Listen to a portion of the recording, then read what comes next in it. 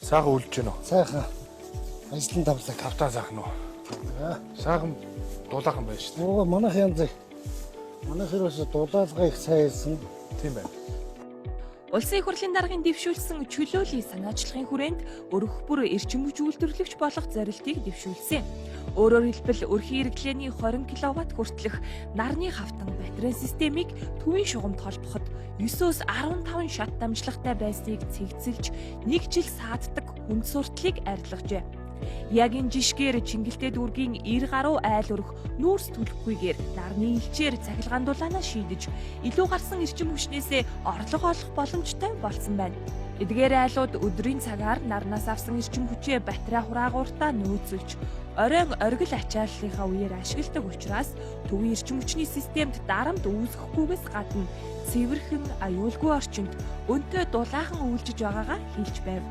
Хаач ачаа тэний өмнө ч гэсэн хэлэхэд одоо нүр бардан байж ийм гоё одоо эрчим хүчнээсээ энэ нарнаасаа ийм гоё энерги аваад ингэж сайхан тог энерги тогоор одоо энэ байгалийнхаа юмар ингэж тог үйлдвэрлэнэ гэдгийг бол өстой гайхамшигтай юм байна л да. Энэ 68 айлд юм боломжтой байна.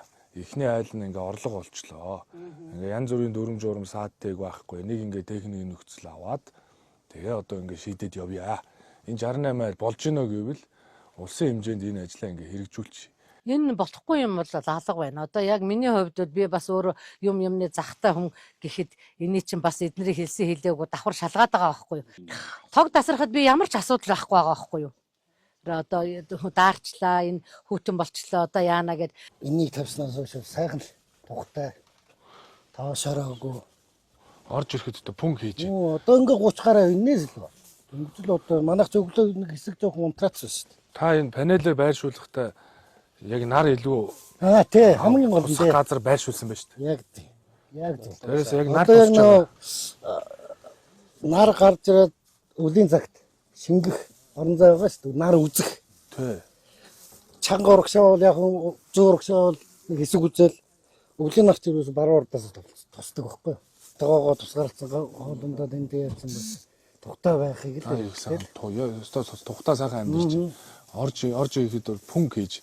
Өмнө манайх нэг 4-5 жилийн нэг цэцгэлхэн халаалттай шалны халаалтайгаар байжсэн. Тэгээд нөгөө тог тасаад ихэр чинь хүүхдүүд ч бас хөлөндөө даарж хөрөөд тэгдэг.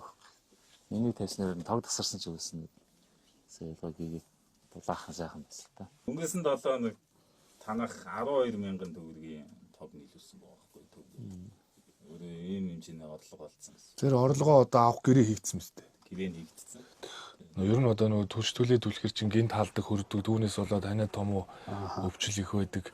Ядаж температур нэм хэвэн байвал хүүхдүүд ч гэсэн хэрэгтэй гэдэг утгаараа сэргээгт гэрчим хүчний дархмал их үүсрүү дэмжих чиглэлээр л тэгээ бид нөө сүнгэлттэй зээл олгох чиглэлээр судалгаанууд хийж байна. Иргэдтэй уулзтууд хэд хэдэн онцлог зүйлүүдийг ярьж байна. За өглөө босож гал төлөх шаардлага болсон байна. Орой одоо түлш нүүрс бэлдэх шаардлага болсон байна. Хүүхдээ угаарчихгүй гэж санаа зовох явдал байхгүй болсон байна. За мөн одоо үнэрнээс эхлээд ахын одоо ариун цэгэр маш олон одоо талаас сайн талууд байна гэдгийг иргэд ярьж байна.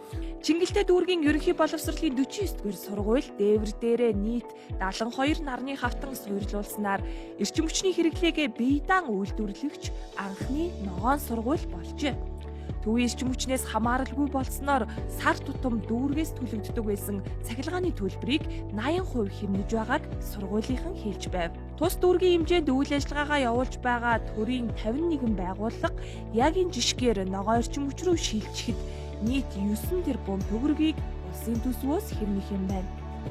Тэгэхээр энэ сургуулийн хувьд одоо 5 сая төгрөгийг сар зарцуулдаг байсан бол одоо бид бүхэн бас сэргээгт эрчим хүч тавьснаар яг нэг 4 жилийн хугацаанд сард төлдөг байсан мөнгөн дүнгээ одоо энэ төр хувийн шилжлийн хүрээнд тавьж өгсөн байгууллагатаа төлөөд 4 жилийн дараа одоо өөрийгөө нарны эрчим хүчээр халаагаа явах бүрэн боломж нь бүрдчихнэ. Чингэлтэй дүүрэгт 133 мянган хэрэг нь 140 мянган өрх амьдрал сууж байна. Тэгээд энэ гэрээрээ бид бүхэн 70% гэр хороолт байгаа учраас энэ гэрээрээ нүүрс төлдөг түүхийн нүүрсийг сайжруулсан нүүрс төлж байна.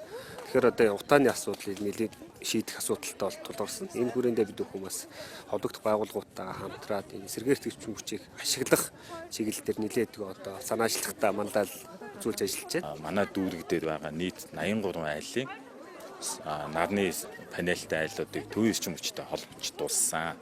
За ингэж холбоход бол бас нэг ганц хоёр шаардлага тавигддаг. Тэр нь мэдээж цахилгааны утасны аюулгүй байдал гэх мэт ажлуудыг бол айл нь өөрөө хийх ёстой. Тэгээ эдгээр айлууд маань тэр ажлаа хийгээд ингээд гэрээнүүд хийгдэж дууссан. Одоогийн байдлаар бол дунджаар айлууд нэг 7 хоногийн хугацаатайгаар төв рүү эрчим хүчээ нийлүүлээд эхэлсэн байна.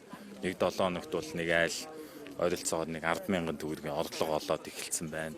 Тэгэхээр энэ маань бол одоо улсын хурлаар баталсан тогтоол маань яг бодит амьдрал дээр хэрэгжиж явж байгаагийн нэг жишээ болж байна.